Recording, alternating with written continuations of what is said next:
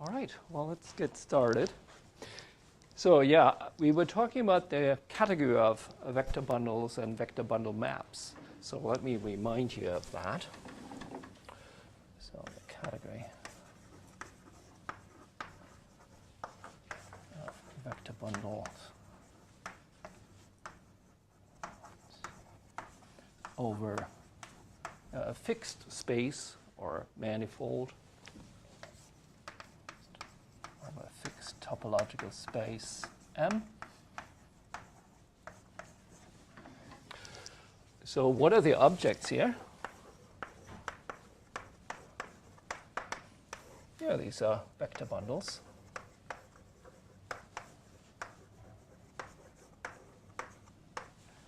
Say E over M. What are the morphisms?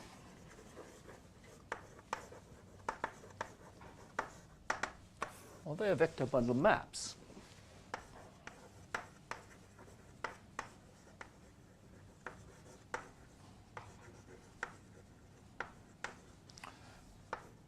From E, say F, and E and F are vector bundles. So what does this mean?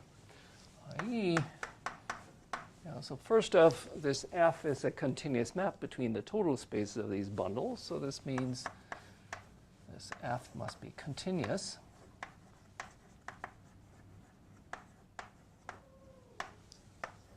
Well, secondly, it needs to be compatible with the structure that we have around. So meaning it needs to be compatible with the projection maps to M, right? So commutes with projection maps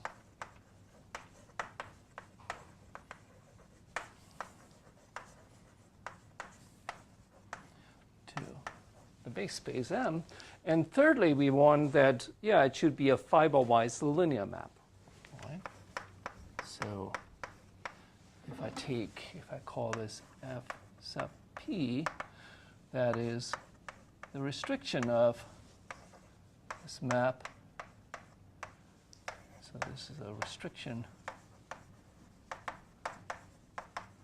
of F to the fiber E sub P. This map should be a vector bundle map, or a linear map, in other words. That's a linear map. Okay. So you can compose this thing in an obvious way, and that way you get a category. Right? So in particular, then it makes sense to talk about isomorphisms in this category. So that would mean, well, such a vector bundle map is an isomorphism if you find a vector bundle map in the opposite direction from F to E in such a way that the two compositions are the identity. Well, turns out that there's an easier way to express it. So this is a useful lemma. So suppose you have a vector bundle map F from E to F, a vector bundle map.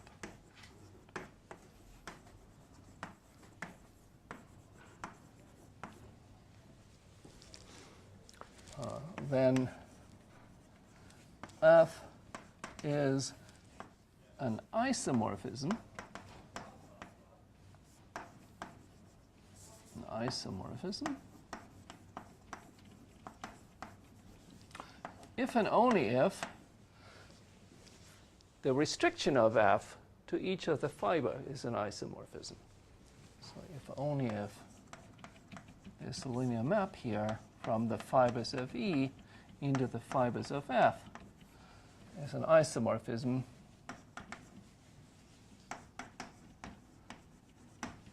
for all points of your B space. It is clear that if you have a vector bundle isomorphism, so you have a map going from the vector bundle F into E, then the restriction of that map to each fiber will be the inverse of that. So it's clear that you have an isomorphism. What is not clear is that if you have the isomorphism on each fiber, that they fit together to give you a vector bundle map from F to E. which provides the inverse of the vector bundle map from E to F. But that's a homework problem. Now the same thing is true, so same statement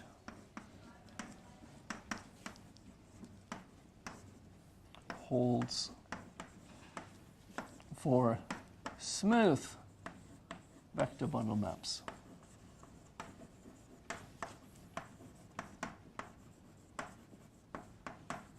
So in other words, if you assume that our topological space M is in fact a manifold, then it makes sense to talk about smooth vector bundles over that manifold. And it makes sense to talk about smooth vector bundle maps. So the smooth vector bundles form the objects of a category, and the smooth vector bundle maps are the morphisms of this category. So then it again makes sense to ask, well, if you're given a smooth vector bundle map between smooth bundles, is that an isomorphism? And an obvious necessary condition is that if you restrict that to each fiber, you have a vector bundle vector space isomorphism. But again, the statement holds that, hey, as long as the bundle map you're looking at is an isomorphism on all fibers, you're good. And that is, in fact, an isomorphism then in the category of smooth vector bundles. Everybody good with that statement? So that's sort of a handy criterion. So in particular, let me observe the following. So let's look at the situation where we have a vector bundle, say E over M. It's a vector bundle. So it's a remark, basically. Remark. It's a vector bundle. Well, if you have a vector bundle, you have local trivializations, right? So let's say with a local trivialization,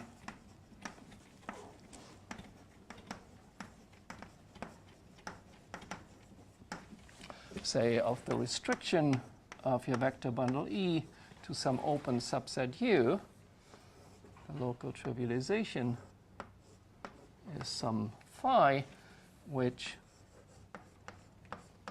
is a map into Rn. So what is a local trivialization? Well, we sort of said that explicitly what this was. So you have a map here, and that's a homeomorphism. It's an isomorphism on all fibers.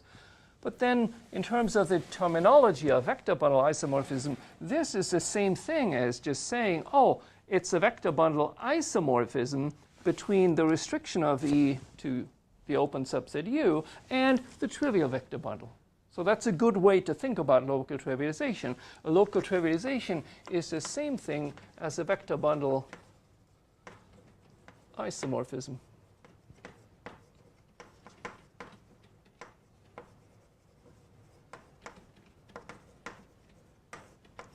Between the restriction of this vector bundle to the open set U and the trivial vector bundle. So that's a good way to think about it. So in particular, you see from the lemma then, to prove that you have a local trivialization, you don't really need to show that this is a homeomorphism. It's enough that you show that this map is continuous and it is an isomorphism on each fiber, since then the lemma guarantees that it's automatically a vector bundle isomorphism. In particular, the inverse map is going to be continuous. That's one of the points that this lemma buys here. So let's use that. In the case that we discussed, we talked about the tautological bundle over the Grassmann manifold. So let's recall we talked about the tautological vector bundle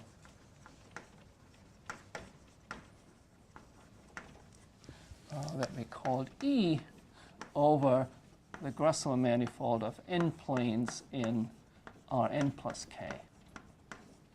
So what was this one here?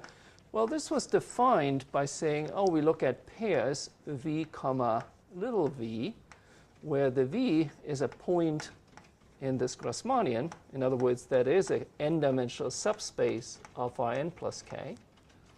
And the little v is just a vector in Rn that happens to live in this subspace. And you have this sort of the obvious projection map that sends such a pair, capital V, comma little v, to the capital V. I think it's about the vector there. And then we defined local trivializations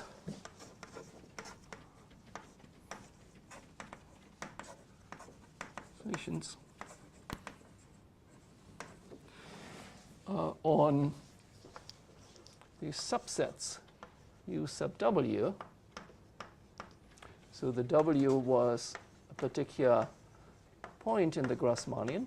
There was a particular n-dimensional subspace of Rn plus k. And then remember the UW we defined to be consisting of all V in the Grassmannian with the following property. Namely, take the inclusion of V into the ambient space, Rn plus k, and then take the projection map, P sub W, of Rn plus k onto this subspace W that we picked. And then both V and W are n-dimensional vector spaces, and then it makes sense to ask that this composition is an isomorphism. This is an isomorphism. So this is an open subset which certainly contains a point W, so that's an open neighborhood of W. And on that, we have the local trivializations as follows. So here we take E, restricted to that open subset. And I can claim that then there's a nice map, capital phi sub W, into U sub W cross a fixed vector space. And it's easiest to think of this fixed vector space as W. But, well, W is just some n-dimensional vector space. So, yeah, we can just pick an isomorphism of W cross Rn. So, in other words, if we have this vector bundle isomorphism, we can interpret this as a local trivialization. So, how does this map work? Well, it's very simple. So, what's an element in here? Well, that's such a pair, V comma little v. So, somehow we want to create out of this vector V, which was a vector in the subspace little capital V, a vector which lives in the subspace W. How do we do this? Well, very easy. We just project V via the projection map to W, right? That's going to live in here. This map is continuous.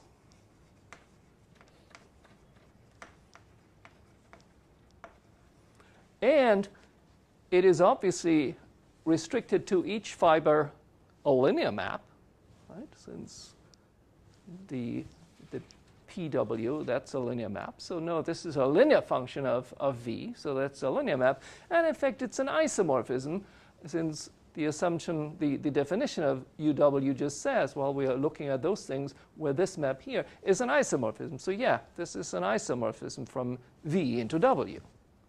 Oh, so this is continuous and an isomorphism on each fiber. Oh, that's great. So in other words, this is a vector bundle map which restricted on each fiber is an isomorphism. Oh, then the statement of the lemma says, hey, that is a vector bundle isomorphism, right? So hence, by the lemma, we see that phi sub W is a vector bundle isomorphism. In other words, this phi W is the local trivialization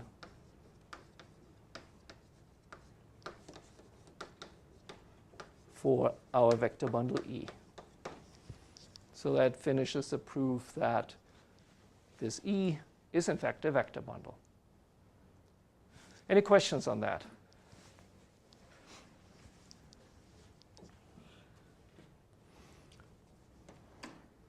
All right, and let's move on. Take this down, erase that part. We're still writing from here. Yep. So the lemma says that if you're a fiberwise isomorphism, then you're a vector bundle map isomorphism? Yeah, then you're an isomorphism in this category of vector bundles. Okay. So from the start of the lemma, are you saying that suppose you have a vector bundle map, then you have this if and only if statement? It's kind of... Yes, you start with a vector bundle map. And a vector bundle map just means, well, you have a continuous map which is compatible with the projections and is a linear map in all the fibers. That's a vector bundle map. And then if in addition it's hold that the restriction to each fiber is an isomorphism, hey, then this is even an isomorphism in this category of vector bundles, meaning you have a map from the vector bundle F into E, which is the inverse to that in this category of vector bundles. I see. So in the example from the start, we know that VW is a vector bundle map. Exactly. Now we're trying to show us an isomorphism. Exactly. So in more elementary terms, what our issue was here is, well, we would like to say that the inverse map to, so phi sub W is obviously a bijection. So yeah, we can take the inverse map, but the issue was, well, how do we know that that is continuous? That's not obvious, and we can't use our usual trick of arguing with compactness and Hausdorffness, and well, no, these vector spaces are not compact. So the lemma is sort of what steps in as our help in that situation. Okay. Any other questions on that?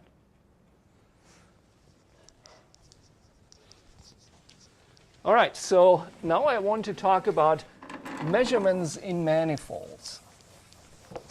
And I will illustrate what I mean by that. I will talk about, say, how do you measure the length of a curve in a smooth manifold? Or how do you measure the volume of, say, disks around points in a manifold?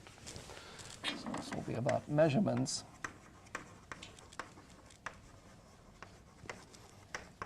In manifolds.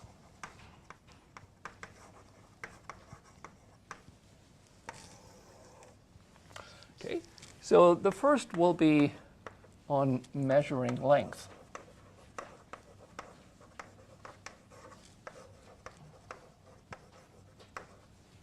So here's a question. Suppose that you have a smooth curve in a manifold M.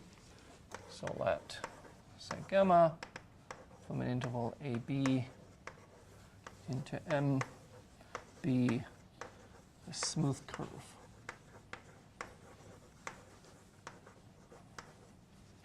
In a manifold M, in a smooth manifold.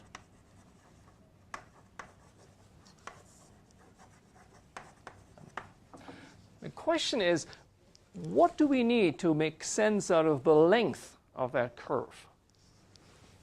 What is needed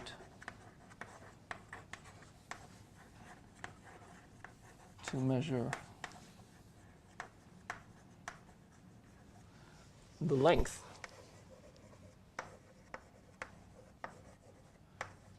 of gamma? Well, we know how to do that in Rn. So let me recall that. So if happens to be Rn or some open subset in Rn, well, then it's clear how to measure it, right? You make sense of the length of gamma by saying, also here's your curve, say. Here's your starting point, gamma of A. Here's your endpoint, gamma of B. And at a typical point here, that's gamma of T. Well, you look at the tangent vector here. So this is gamma prime at the point T. And then you take the length of that and you integrate that over your interval, right? So you take the length of the tangent vector at the point T and you integrate from A to B. So, okay, well, we like to now generalize that to manifolds. What would we do for a manifold in order to make sense of this? let's see. So does it make sense to talk about the tangent vector, and where would it live? Well, this tangent vector to this curve at this point would be a tangent vector at that point, right? So it's an element of the tangent space at the point gamma of t. You're good with that, right?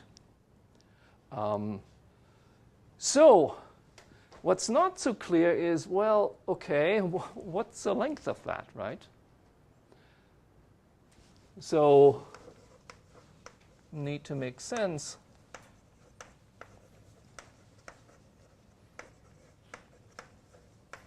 of the norm of this tangent vector.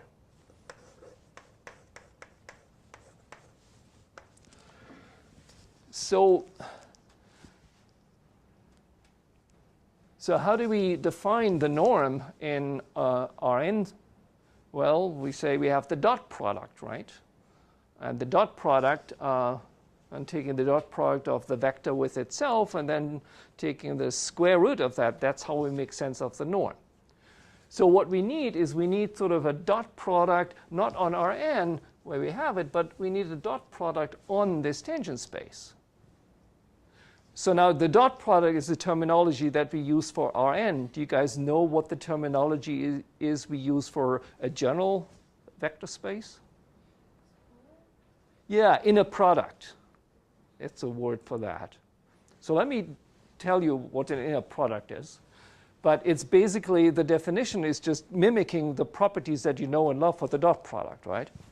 So definition. So an inner product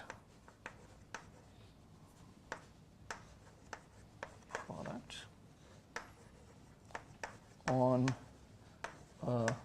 let's say, real vector space V. V is, yeah, what is an inner product? Well, it should allow you to assign a number to any pair of vectors, right? So it's a map from V cross V into the real numbers. Let's call it G is a map with, so what are the properties that we need?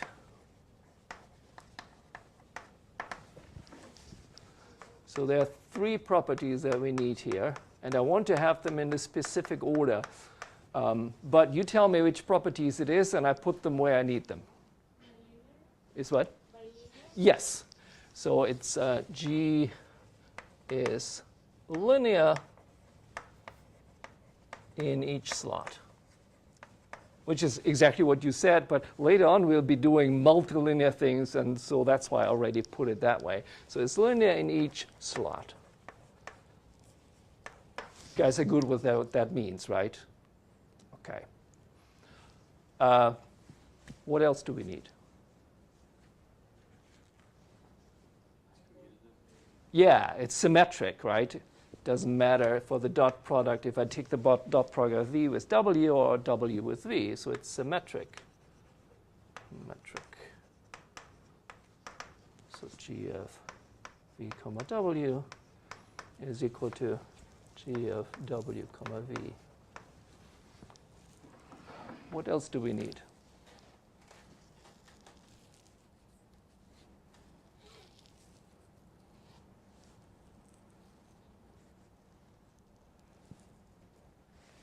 Well, we need something that's called positive definite.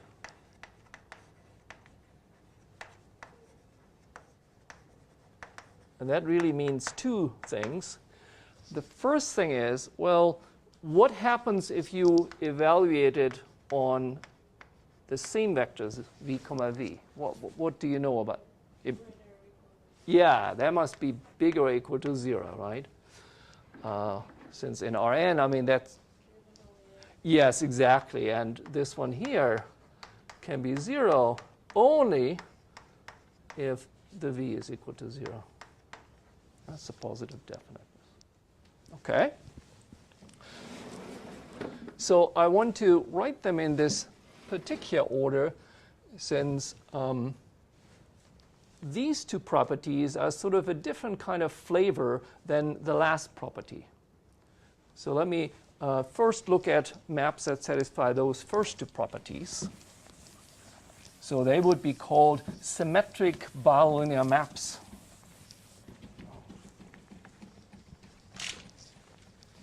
So let me invent a notation for that, which is pretty commonly used, but it's not, not standardized. So I will be looking at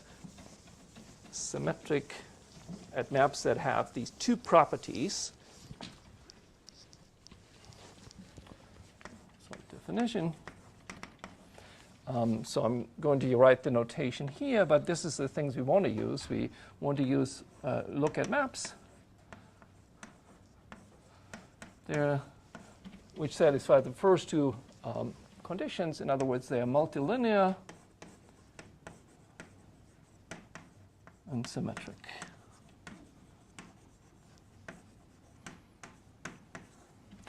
And so the notation that I'll use for that will be sim2 of V.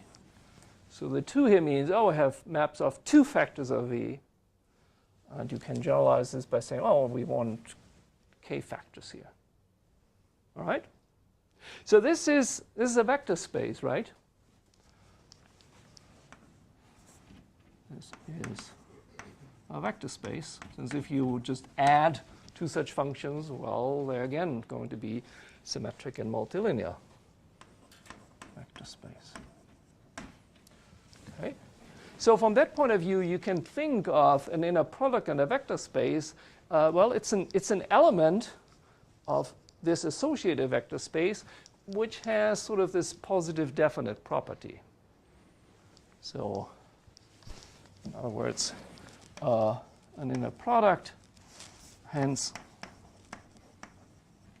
an inner product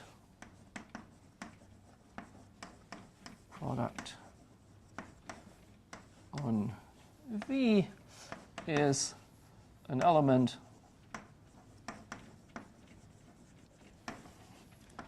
G in sim2 of V satisfying, which is positive definite.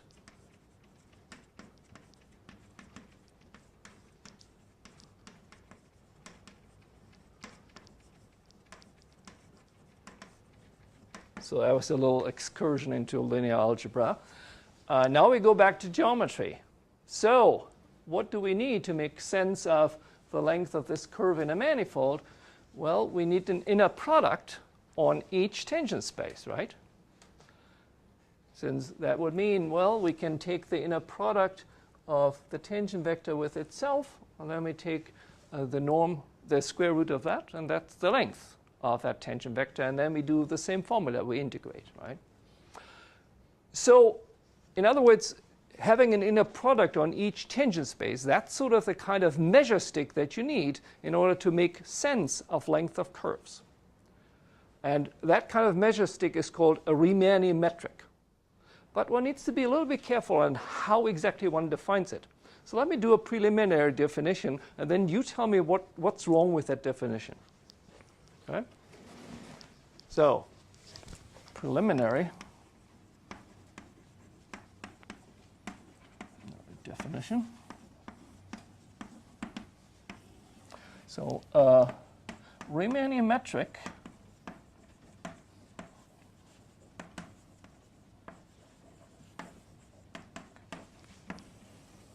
on a smooth manifold M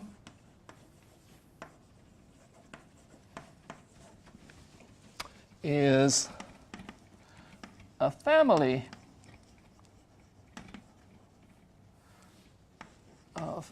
of elements is, let me say it in a different way, is an assignment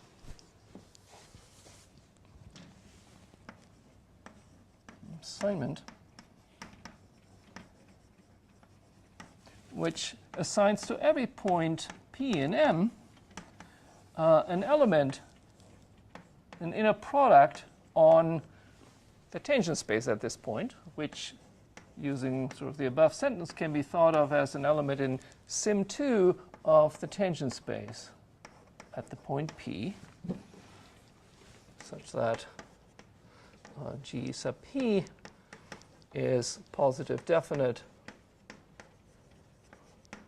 for all points P. Right? So that would mean, well, we have now the GP is an inner product on all the tangent spaces, and that allows us to talk about the length of every tangent vector, and then we can write down our length formula. What's the thing that, why is this a preliminary definition? What should we fix here? What's kind of funny? Say again? Well, that's sort of automatic. Like, yeah, that follows, if you have an inner product, the triangle inequality follows from these three properties. That's automatic. And well, assuming that we're taking the difference, right? Like the distance between two is the assignment of the difference. Well, I mean, for the definition of the length of this curve, we want the length of the tangent vectors. The tangent vector is just one vector of the tangent space at each point along the curve. So no, that's just one tangent vector, and no, we're really taking the norm of. Yeah. So that's taken care of. You want them to be like compatible with each other? Yeah, exactly. So what's kind of funny, so we have sort of for each P we have sort of a vector in this thing, but we didn't say anything about continuity of that, right? Now this should sort of depend continuously or smoothly even on that. But the question is, well, what do we mean by that, since this is not a vector valued function on the manifold, right? Since this associates to every point in the manifold not a vector in a fixed vector space, but rather the vector space does depend on which point you're at. But we have structure of a vector function. yes, We have the open set, exactly. So what we want to argue is exactly what you said. We want to argue that, hey, we can think of this here as the fibers at the point P of some vector bundle over the manifold. And in fact, it should be a smooth vector bundle. And then it makes sense to say, oh, this is a smooth section of that vector bundle. Okay? So I just want to sort of show you that this language of smooth vector bundle and smooth section, this is not something that you just say, no, this is sort of a basic language if you want to do Riemannian geometries, and sort of like you start with the Riemanni metric, and then you can do all kinds of measurements of length of curves and volumes and curvature, and sort of you need vector bundles and their sections. That's sort of bread and butter in differential geometry. I mean, they might, in old books, they don't say it that way. They talk about tensors and blah, blah, blah. And I can't stand tensors. I mean, no, everything is just sections of vector bundles. And there's so many more vector bundles and sections than there are just tensors. Anyway, so that's my commercial for vector bundles and their sections, right? All right, so now let's do what you were suggesting, okay? So let's maybe write a little lemma. And, well, that should be pretty general, right? It should not depend on, we use the tangent bundle over the manifold M. That should work for any smooth vector bundle M. So if M, say if E over M is a smooth vector bundle,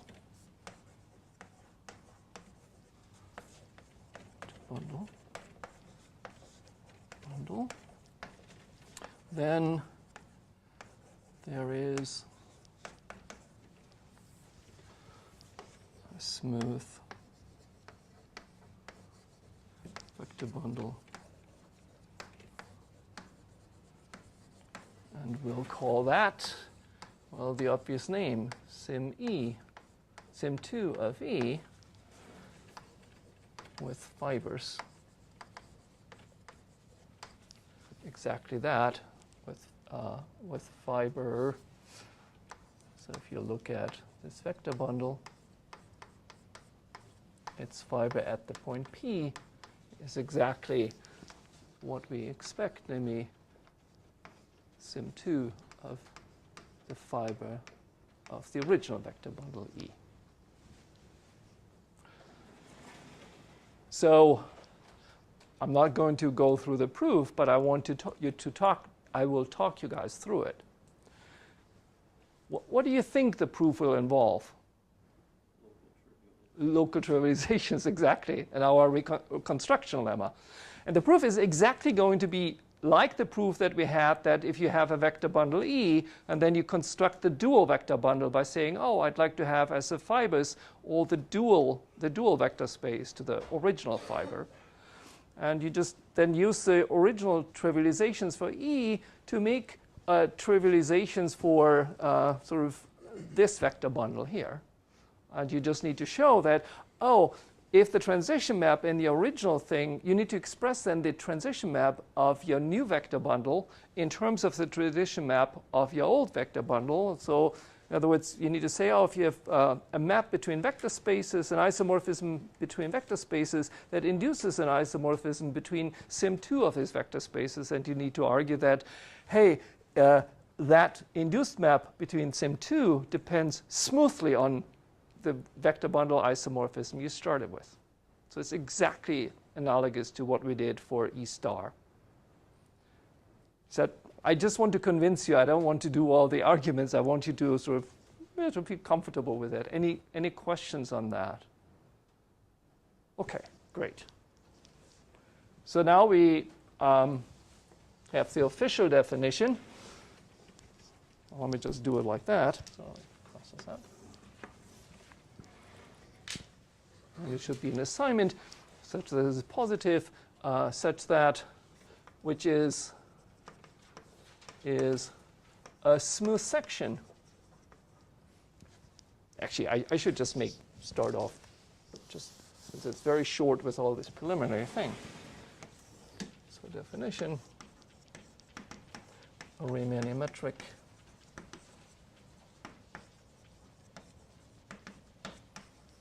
on smooth manifold M is a section, it's a smooth section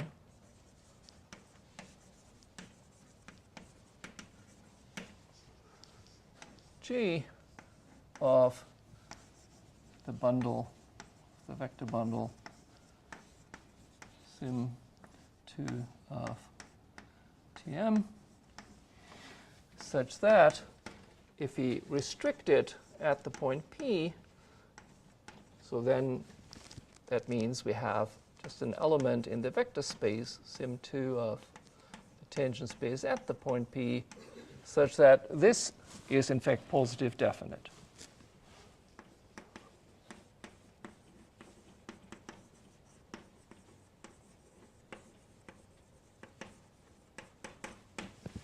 All right. So that's sort of question. Oh, okay. So that's sort of the basic measure stick that you use to measure things in manifolds. All right, now we want to talk about measuring volumes.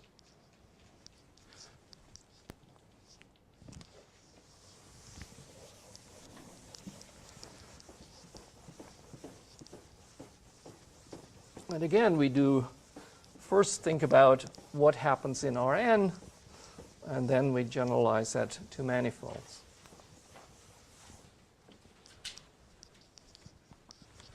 The second part is about measuring volumes.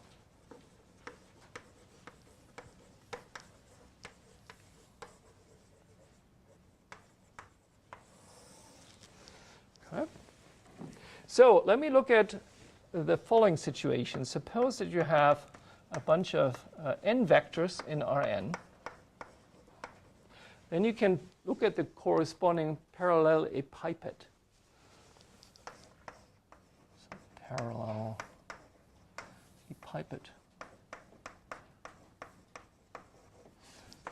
P of V1 through Vn. So in mathematical terminology, it would just be, well, you take linear combinations of these vectors, where the coefficient of these vectors runs between 0 and 1. All right? So all the SIs are between 0 and 1. Okay, let me draw a picture, then you know what's going on, right? So what about if n is equal to 2? Also, here we have two vectors. Let's say I have this vector v1, and I have this vector v2. What's a parallelepiped? Well, it's just a parallelogram spanned by those two guys, right? So this is P of v1 comma v2. Similar, if you are in dimension n equal to 3, it's a little harder to draw, but I think I can do it. So let's say these two vectors here, a vector there, and you first draw this little parallelogram. It's your base, and then you draw the corresponding parallelogram up here.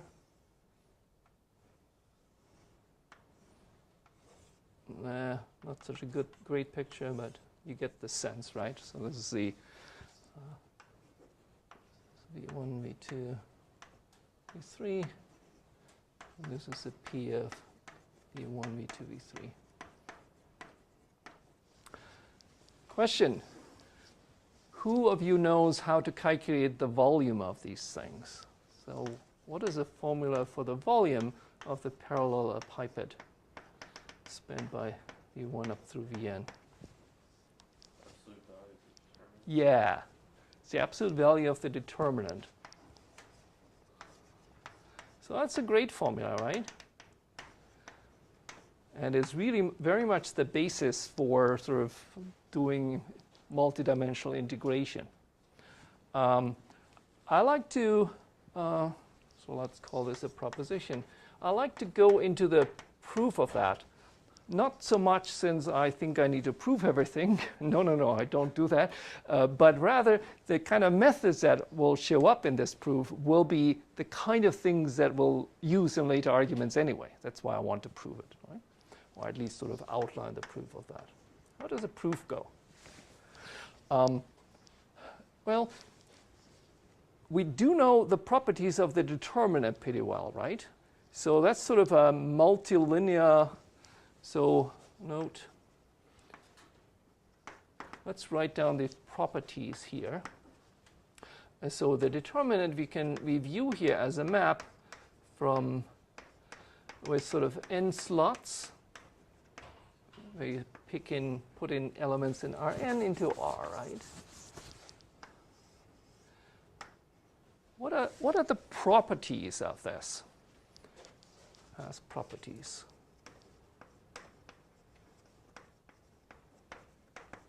What are the properties of this determinant? And there are two.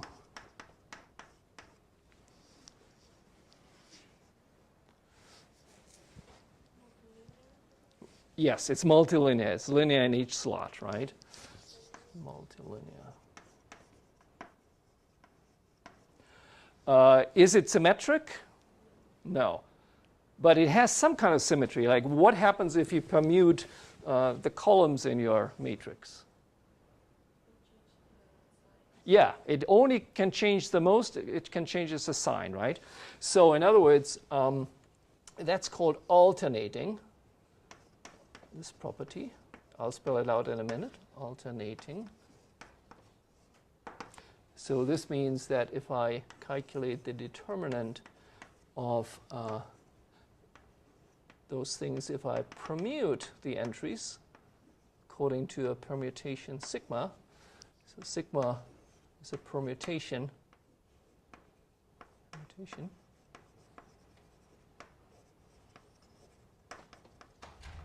then it changes it only up to sign, is equal to the determinant of the original vertices, vectors, v1 up through vn.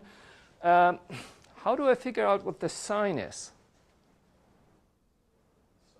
Yeah, it's the sign of the permutation. Everybody good with that? Okay. Sign of permutation. Okay, great. So let's make a notation for this. Let's look at the vector space of all such maps that are multilinear and alternating. So let me call this alt n. Let me do it sort of very generally. Let's say alt k of v. So this is an n-dimensional vector space.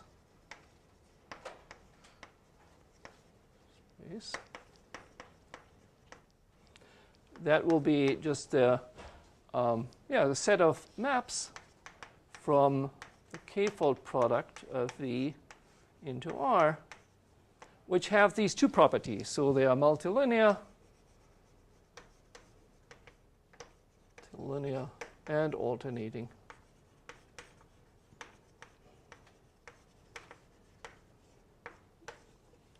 Okay. Here's a crucial thing that we will need, and I'll prove this later.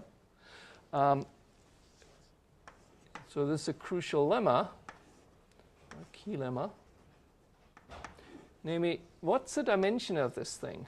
What's the dimension of this space of multilinear alternating maps? And I should maybe indicate the dimension here by saying this is n, right? So what, do you guys know what that dimension is?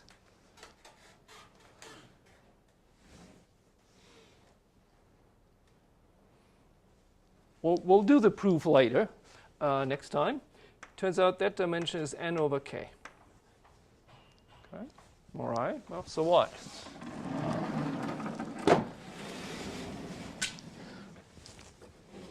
Well, the determinant from this point of view is then an element in the alternating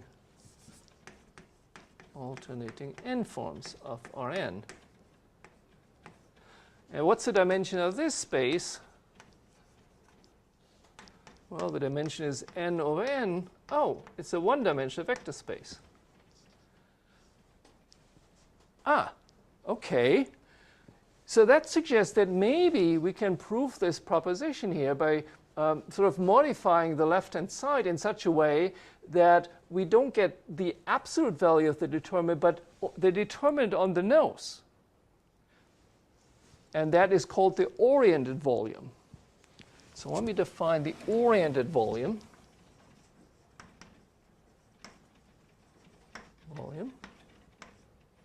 Of these vectors. It's defined, well, up to sine, that's just the volume, of this parallelepiped, just the volume of this parallelepiped, but with a sign. Let me write epsilon of v1 up through vn, where epsilon is either plus or minus 1. It's plus 1 if the determinant is positive, and it's minus 1 if the determinant is negative. Okay. So the claim then is that the oriented volume, maybe I just write orvol of this one here, is multilinear,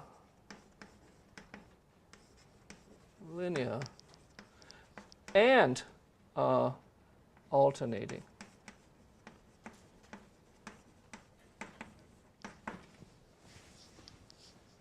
So let's see. Let's check this first. So suppose I replace one of these vectors by 3 times this vector.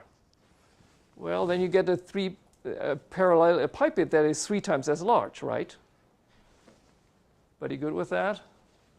So if you have my original vectors v1 and v2 here, and now I have 3 times V1. And the new parallelepiped be looking something like this. And it will be like, yeah, sort of just 3 copies of that thing, so it's 3 times as large. So that certainly works and sort of for positive multiples of that. What happens if I multiply by a negative number? Well, it doesn't change the volume. But if you multiply by a negative number, you're changing the sign of the determinant. That means you're changing your factor epsilon.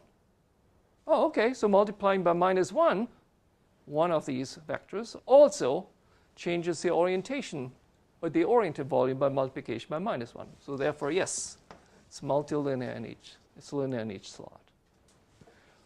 Now let me finish by just giving you the picture why it is alternating.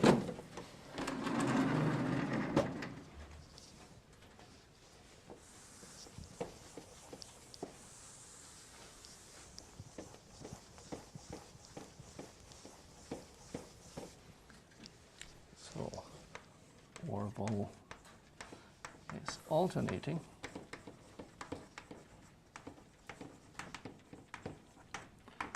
So I'll just show it to you for n equal to 2. Let's see. So we maybe fix our V2, but now we have a V1 here, and then we have a V2, a V1 prime here. Or maybe a V1 prime and a V1 double prime. And then this is your vector V1, which is the sum of those 2 things, right? So then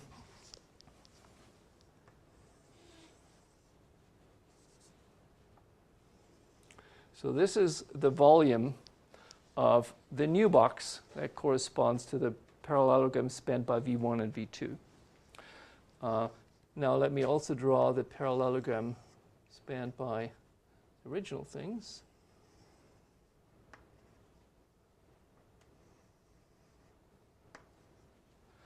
So this is the thing. Color it maybe.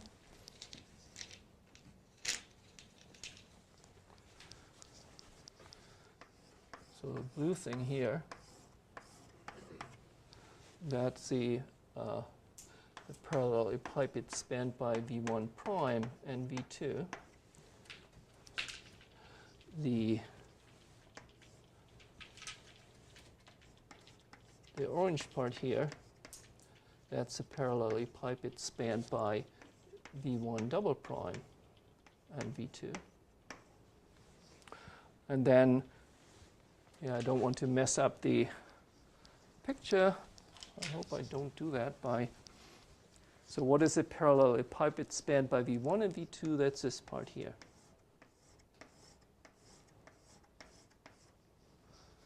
So this is the parallelepiped spanned by V1 and V2. Then you see, the area of this purple thing, well, you can move this part here. You can see that the area of the purple thing is equal to the sum of the area of the blue thing and the orange thing. They are not exactly on top of each other. This part here, this triangle down here, does belong to the blue orange part, but not to the purple part. But that is the same area as this area up above here. So no, therefore it's the same area. So that shows that no, it's linear in this sense. Okay, and then sort of, yeah, along with arguments along those lines for these higher dimensional things, you can argue that it's in fact multilinear. And that implies, well, that the oriented volume of the parallelepiped must be equal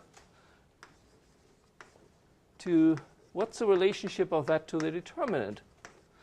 Well, both of them are elements in this one-dimensional space of alternating n-forms on Rn. So one-dimensional space. Well, in the one-dimensional space, this thing can only be a multiple of that. So where C is some real number, right? So the only issue is, well, what is C? What is that constant? Well, to calculate the constant, it suffices to look at a very particular parallelepiped. What's the simplest parallelepiped? What's that? Yeah. So you take Vi to be the standard vector EI in Rn. And then on the left-hand side, what do you get? Well, you have the standard cube, so the oriented volume is 1. And on the right-hand side, you have the determinant of the unit matrix. So the determinant of that is also equal to 1. And so that implies that this constant C must be 1. And that implies the formula. So this little bit of linear algebra, knowing the dimension of this vector space of alternating n-forms on Rn, that's really the key for this geometric statement. And I'm way over time. Thank you very much, and guys have a good Thanksgiving.